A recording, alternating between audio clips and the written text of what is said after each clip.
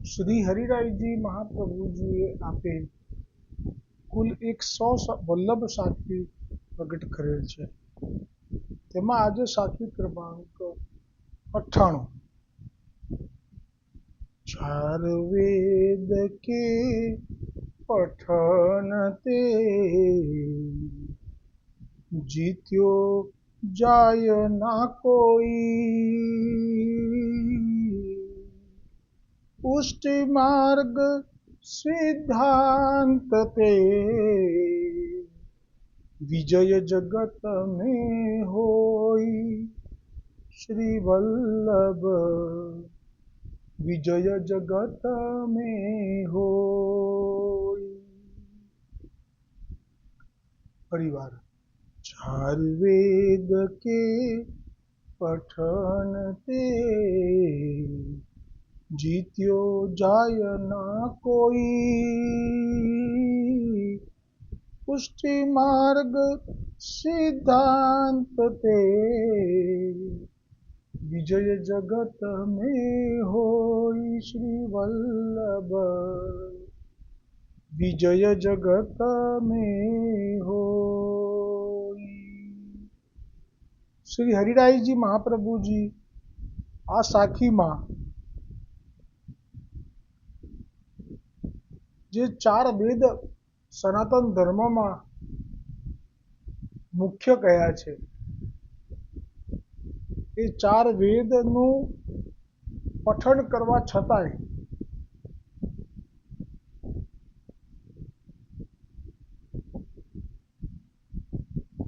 એ સંસારમાં શાસ્ત્રાર્થ કરવા જાય પણ એમાં જીતે જ એવી શક્યતાઓ નથી હોતી. જીતે પણ ખરો, હારે પણ ખરો.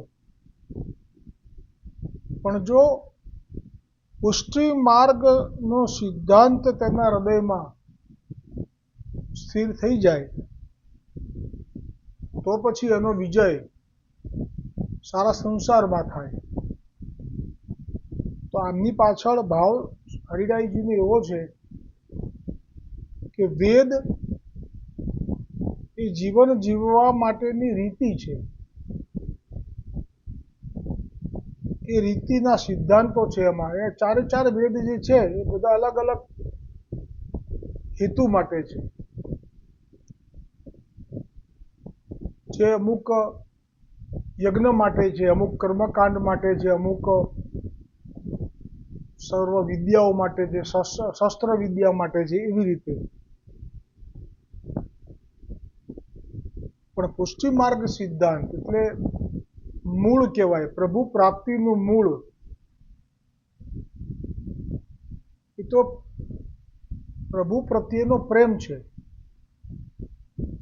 એટલે પુષ્ટિ માર્ગમાં જે સિદ્ધાંત છે એમાં પછી વેદની આવશ્યકતા રહેતી નથી. અને મોટામાં મોટું પ્રમાણ જ પુષ્ટિ માર્ગમાં ગોપીજનો છે. એ તો સ્ત્રી છે જાતિએ, એટલે એમને તો વેદનો અધિકાર પણ નથી, એટલે કે વેદ ભણી પણ નથી.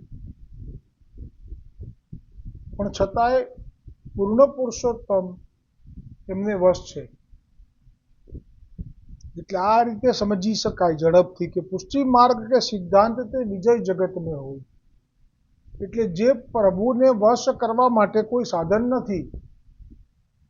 ચારમાંથી વેદ, એ ચારે ચાર વેદ એ સાધન નથી. એનાથી કંઈ પ્રભુ પ્રાપ્તિ થાય જ એવું તો છે જ નહીં. પણ પુષ્ટિ માર્ગ સિદ્ધાંત તે એટલે જે પ્રભુને પ્રેમપૂર્વક સેવા કરીને વશ કરેલા છે ગોપીજનોએ, એવી રીતે જે કોઈ ભક્તોએ પણ વશ કરેલા છે, નિષ્કામ, કોઈ કામના નહીં. હા, એ પતિ પત્નીનો જે સંબંધ છે એમાં પછી જે કામ છે એ તો અધિકાર છે, એટલે એ આખી વાત જુદી છે. પણ નિષ્કામનો અર્થ થાય કે કોઈ સેવા કરી પછી ફલની આશા નહીં કે એના બદલામાં આ મળે, બિના મોલ કો ચેરો, જે સુરદાસજીએ કહ્યું. એવા જો કોઈ ભક્તનો સંગ થાય, એવા જો કોઈ વૈષ્ણવનો સંગ થઈ જાય તો પછી એનો વિજય જગતમાં. કેમ કે પછી એને ઢાઈ અક્ષર પ્રેમ તે પડે પંડિત હોય. પોથી પડપડ જગ મુવા કુવાન પંડિત કોઈ, ઢાઈ અક્ષર પ્રેમ કે પડેસો પંડિત હોય. એ સિદ્ધાંત જે પુષ્ટિ માર્ગનો સિદ્ધાંત એટલે 4 વેદના પાઠ કરવાથી સર્વથા જગતમાં બધે જ વિજય થઈ શકાતું નથી, પરંતુ પુષ્ટિ માર્ગના સિદ્ધાંતનું હાર્દ પામી લેવામાં આવે તો તેનો જગતમાં બધે જ વિજય થાય. શ્રી સુરદાસજીના જે પદને શ્રવણ કરતાની સાથે જ આપ શ્રી વલ્લભે મુખારવિંદથી વચન ઉચ્ચાર્યા કે તને પુષ્ટિ માર્ગનો સિદ્ધાંત હવે ફલિત થયો. અને તે પદનું પીક જે અલગથી હું સેન્ડ કરીશ ફેસબુકમાં અને વોટ્સઅપ ગ્રુપમાં તો સાથે જ કરી દઈશ. એ જરૂરથી આપ આ સાખીને સમજવા માટે એને વાંચજો કે પુષ્ટિ માર્ગનો સિદ્ધાંત એ ઓછા શબ્દોમાં વ્રજ ભાષામાં સુરદાસજીએ જે વર્ણવ્યો છે તે, જેથી સાખીમાં શ્રી હરિરાયજીએ જે ગાન કર્યું છે કે પુષ્ટિ માર્ગ સિદ્ધાંત તે વિજય જગત મેં હોય, તેનું હાર્દ સમજી શકાય. વળી શ્રી ગુસાઈજીના સેવક ગોવિંદ સ્વામીજીએ શ્રી યમુનાજીના 41 પદોમાં 7મા પદમાં બીજી ટૂંકમાં ગાયું છે કે વેદ પુરાણ તે બાત યહ અગમ હૈ,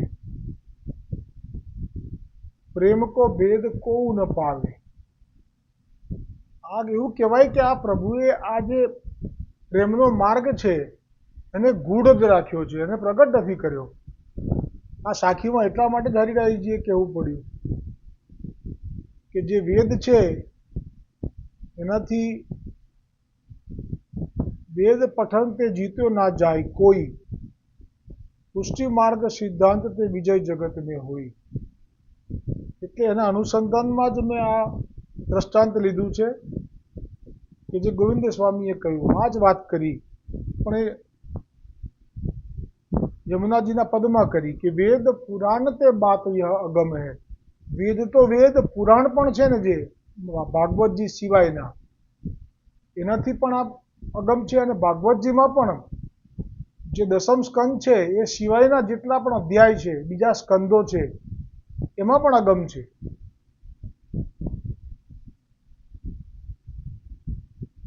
તેથી કહ્યું કે વેદ પુરાણ તે બાત યહ અગમ હૈ, પ્રેમ કો ભેદ કોઉ ન પાવે.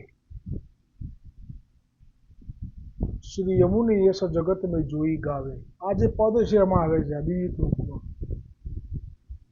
ને તાકે આધીન વે રહત પ્રાણપતિ. કોઈ વેદથી કંઠસ્થ હોય એને આધીન એવું તો ક્યારેય સાંભળ્યું પણ નથી.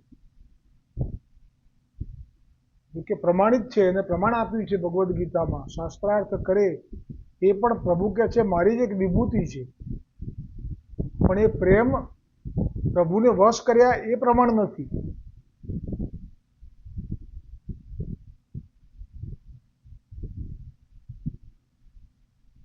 આ સાખીના સંદર્ભમાં 84 સેવકોમાંથી સૌથી શ્રેષ્ઠ ઉદાહરણ જો કોઈ હોય તો તે છે નંદ બાવાના પુરોહિત સાંડિલ્ય મુનિ, જે 4 વેદોના પરમ જ્ઞાતા હતા તથા ભક્તિ સૂત્ર પ્રગટ કરી ભક્તિ માર્ગ પણ દ્રઢ કર્યો છે. જે આજે પણ તમે સર્ચ કરશો તો આપણા 84 વૈષ્ણવમાંથી 66માં જે સેવક છે એક કવિરાજ ભાટ એવું એમનું મથાળું છે નામ, એટલે આપ ચૂકાઈ જાય એવું છે. પણ અંદર પ્રસંગ વાંચશો તો સાંડિલ્ય મુનિ છે, નંદ બાવાના પુરોહિત, જેમના દીકરાની પાસે ખાટી છાશ હતી અને ઠાકોરજીએ જે લીધેલી, એ સાંડિલ્ય મુનિ કે જેમને 4 વેદોના જ્ઞાતા હોવા છતાં ભક્તિ સૂત્ર પ્રગટ કરેલું હતું, ભક્તિ માર્ગ દ્રઢ કરી લીધેલો હતો. પણ શા માટે આ જન્મમાં મથુરામાં સનોડિયા બ્રાહ્મણના ઘેર જન્મ્યા? ને શા માટે એ સાધારણ શેઠ, સાહુકાર, શ્રીમંત અને રાજાઓના કવિત કરીને ગાતા, એમના દોહા બનાવતા, આવા મોટા કે જેમણે નંદ બાવાના આંગણામાં ઠાકોરજીને ખેલતા જોયેલા છે. અને ભાગવતજીમાં આ સાંડિલ્ય મુનિનું ભાગવતજીના મહાત્મ્યના જે અધ્યાયો છે 5 એમાં આવે છે વર્ણન છેલ્લે કે આ સાંડિલ્ય મુનિ આ જે આત્માદેવ ધુંધુકારીનું જે ચરિત્ર છે એનું ગાન કરતા રહે છે ખૂબ ગાજીને. એ સાંડિલ્ય મુનિ અહીંયા પડ્યા છે અને આવું એમને ભૂલાયું છે પોતાનું સ્વરૂપ. એનું કારણ 66માં વાર્તા પ્રસંગમાં કહ્યું છે કે વશિષ્ઠજી વિશ્વામિત્રજીએ શ્રાપ આપ્યો હતો કે અહંકારી થઈ ગયા હતા, મદ આવી ગયેલો કે આ મેં પ્રગટ ના કર્યું હોત તો, એટલે ભગવાન મદ સહન નથી કરતા એટલે વિશ્વામિત્રને પ્રેરણા કરી અને શ્રાપ અપાવ્યો, પણ સમય સંજોગ જોઈને આપ્યો. ખબર છે કે અત્યારે જગતગુરુ મહાપ્રભુજી વલ્લભાચાર્યજી ભૂતલ પર પ્રગટ થયા છે.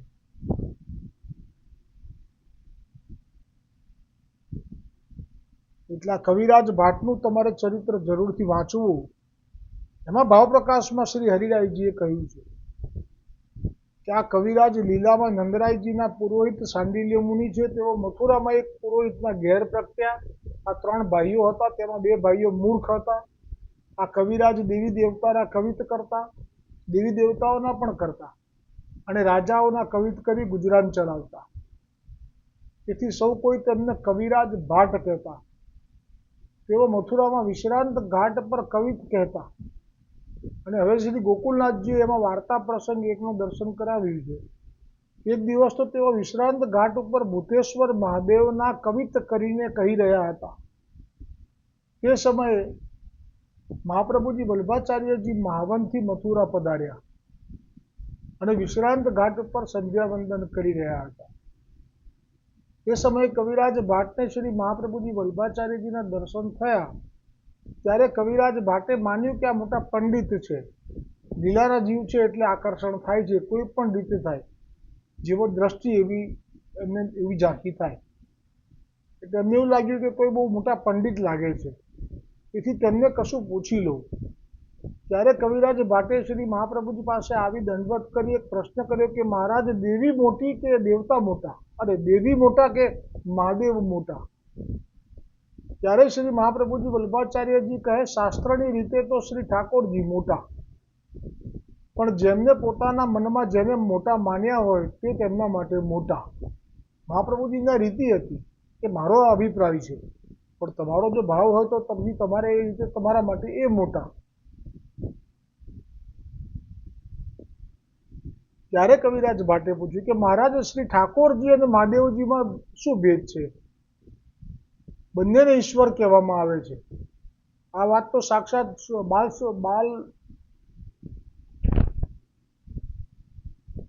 બાલ બોધ નામનો ગ્રંથ મહાપ્રભુજીએ જે પ્રગટ કર્યો છે એમાં મહાપ્રભુજીના જ આ વચન છે કે મહાદેવજી અને ભગવાન વિષ્ણુ એ સાક્ષાત ઈશ્વર છે, પણ બંનેનો સ્વભાવ જુદો જુદો છે. એક મોક્ષ આપતા નથી જલ્દી, પણ સંપત્તિ આપી દે છે, એ મહાદેવ છે. અને એક મોક્ષ આપે છે પણ સંપત્તિ હોય તો એની બધી નષ્ટ કરી દે છે, કેમ કે હવે એને પોતાની તરફ ખેંચવો છે, એ વિષ્ણુ છે. પછી એમ કહ્યું બાલબોધમાં કે જો કોઈ ભગવાન વિષ્ણુ પાસે સંપત્તિ માગે તો આપે તો છે, પણ એના માટે એમને બહુ જ વિરુદ્ધ એટલે કે શ્રમ પડે છે, સ્વભાવથી વિરુદ્ધ કર્મ કરવું પડે છે. અને એવી રીતે મહાદેવજી પાસે કોઈ મોક્ષ માગે તો આપે છે, પણ એના માટે એમને પણ બહુ જ વિરુદ્ધ શ્રમનો અનુભવ થાય છે. તો અહીંયા કહ્યું કે બંનેને ઈશ્વર કહેવામાં આવે છે. હવે મહાપ્રભુજી વલ્લભાચાર્યજી આ તો પુષ્ટિ માર્ગના આચાર્ય છે, અને આવો તો પ્રશ્ન જ્યારે આ જ એને ભળતો પ્રશ્ન પેલા ગદાધર પંડિત એના કાકાએ જ્યારે કર્યો હતો કે તમારા સનાતન ધર્મમાં તો ભગવાનના આટલા બધા અવતારો છે, રામ, વિષ્ણુ, નરનારાયણ, તો આટલા બધાને કેમ માનો છો? અને આ બધામાં મોટું કોણ? પણ ત્યારે પણ આ જ કહ્યું હતું મહાપ્રભુજીએ. પણ એક દ્રષ્ટાંત સુંદર આપ્યો હતો કે જેમ ખંડિયા રાજાઓ હોય એ ચક્રવર્તી રાજાને મુખ્ય માને અને ચક્રવર્તી રાજાની આજ્ઞામાં રહે. એમ કરીને પછી આપણે કહ્યું હતું કે જે પણ છે કોઈ રામજી, નર નારાયણ અને ભગવાન વિષ્ણુ, એ બધાએ પૂર્ણ પુરુષોત્તમની આજ્ઞામાં રહે છે. એનું પ્રમાણ પણ અધિક માસ જે હતો ને જે ગયો, અને પછી જે વૈકુંઠમાં વિષ્ણુ ભગવાને પણ કહ્યું કે વેદની મર્યાદા અમારાથી નહીં તૂટી શકે, એના માટે તો તમને ગોલોક જવું પડશે. તો કે ભાઈ ગોલોક જોયું નથી, તો ગરુડની ઉપર સવાર થઈને ગોલોક પહોંચ્યા છે.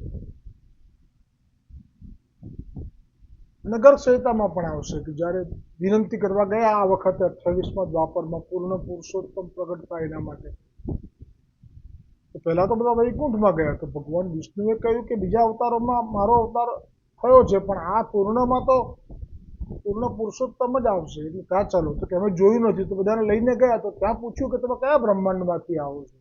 તો ઇન્દ્ર કે બીજા બ્રહ્માંડ પણ છે. તો પેલી હસવા લાગી, ચંદ્રાનના રાધાજીની સહેલી છે. એ પણ ગર્ગ સંહિતામાં વર્ણન આવશે. ભૂતલ ઉપર રાધાજીને લગ્ન કરવા માટે કોઈ વ્રત કરવું જ પડે, આ ભૂતલના નિયમો. એમાં ચંદ્રાનંદાને કહેશે સ્વામિનીજી, બીજા પૂછ્યા ને આપણા ગર્ગાચાર્યજીને કે કયું વ્રત કરવું જોઈએ? પછી ગર્ગાચાર્યજી કહેશે તુલસીનું, પણ ભૂતલ માટે. આ એક માત્ર ભાવ છે, એ કેવું, બાકી નહીં. તુલસીજી ખુદ કહેશે કે ના, તમારે વળી ક્યાં જરૂર છે. તો એ જે ચંદ્રાનના છે એ કહેશે કે તમે કયા લોકમાં જતો, કે આટલા બધા લોક બીજાય છે? ઇન્દ્ર કે અમારી જેમ બીજાય બ્રહ્મા વિષ્ણુ મહેશ અહીંયા આવે છે? એટલું આશ્ચર્ય.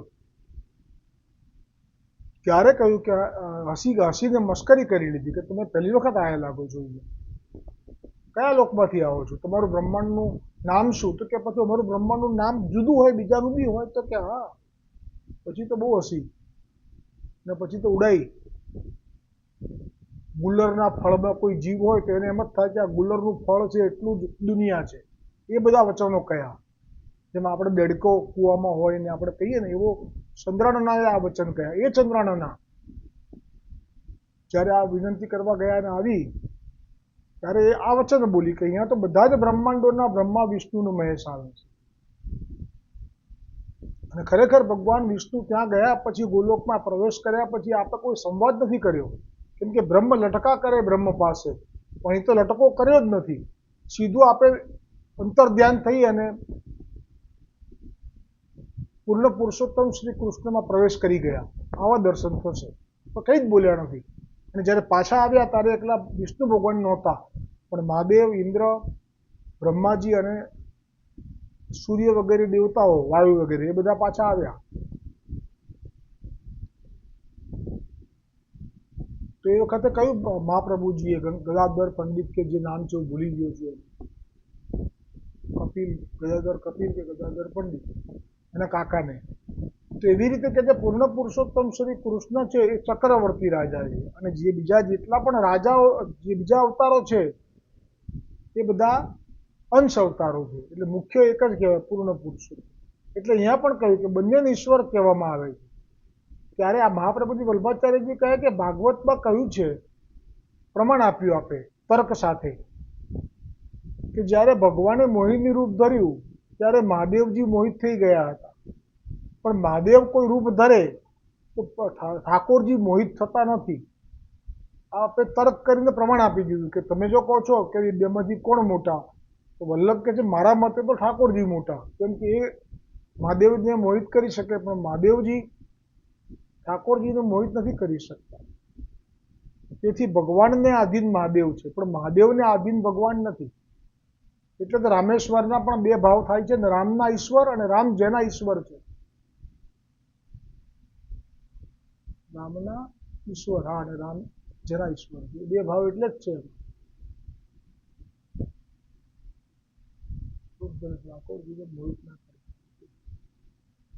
આ પ્રમાણે મહાપ્રભુજી વલ્ભાચાર્યજીના મુખેથી જે આટલો સંવાદ સાંભળ્યો વચન, એની સાથે કવિરાજ ભાટની બુદ્ધિ નિર્મળ થઈ ગઈ. અને જ્યારે કવિરાજે દંડવત કરી વિનંતી કરી કે મહારાજ મને શરણે લો, કેમ કે એક ક્ષણમાં આપની પાસે બેઠો એટલી વારમાં જ મારું મન શ્રી ઠાકોરજીમાં લાગી ગયું. બોલો વલ્લભાધીશ કી જય. એટલે જ કહ્યું છે ને, સાનિધ્ય માત્ર દત્ત નામ છે મહાપ્રભુજીનું, ગુસાઈજીએ. એ અનુભવ કર્યો અહીંયા. ખાલી આપ થોડું વચન ઉચ્ચાર્યા અને આમનું સાંડિલ્ય મુનિનું ચિત્ત ઠાકોરજીમાં લાગી ગયું. પણ મૂળ દૈવી છે એટલે બીજાને નથી લાગતું અને લાગશે નહીં. આ તો લીલામાં નંદરાયજીના પુરોહિત એટલે ઠાકોરજીના દર્શન કેટલા બધા કર્યા છે.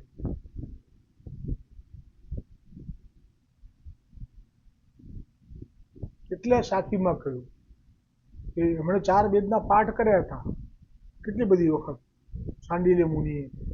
ભાગવતજીમાં કહ્યું છે કે આ બધું આવી રીતે ગાજી ગાજીને ભાગવતજીના આત્મદેવ ધુંધુકારીનો એ પાઠ કરતા હતા ચિત્રકૂટ ઉપર. પણ છતાંય અત્યારે 4 વેદ કે પઠણતે જીત્યો જાય ના કોઈ, પુષ્ટિ માર્ગ સિદ્ધાંત તે વિજય જગત મેં હોય. કે પુષ્ટિ માર્ગનો સિદ્ધાંત એટલે પૂર્ણ પુરુષોત્તમ જે આપનો પ્રેમ છે, જેમાં કોઈ નિયમ નથી. પ્રેમની પાસે નેમ તૂટી જતા કાયદા ઘડનારાથી ભંગ થાય. એટલે વેદના પણ જે નિયંત્રણો છે, મર્યાદાઓ છે, એમાં પણ આપને બંધન નથી. એટલે કહ્યું કે 4 વેદ કે પઠન તે જીત્યો જાય ના કોઈ, પુષ્ટિ માર્ગ સિદ્ધાંત તે વિજય જગત में होई. श्री वल्लभ विजय जगत में होई. વલ્લભ સાખી કી જય. હરિરાયજી મહાપ્રભુજી કી જય. જો 98 સાખી આજે આવી તો કાલે 99મી આવશે, પરમ દિવસે 100મી. કુલ 100 સાખી છે, પછી વિરામ પામશે પરમ દિવસ પછી. અને આપણે ભાગવતજી જે પોસ્ટ મૂકું છું એ જ્યારે વિરામ થશે ત્યારે ગર્ગ સંહિતા ઓડિયો વિડીયો અને પોસ્ટ બે સાથે ચાલુ થશે.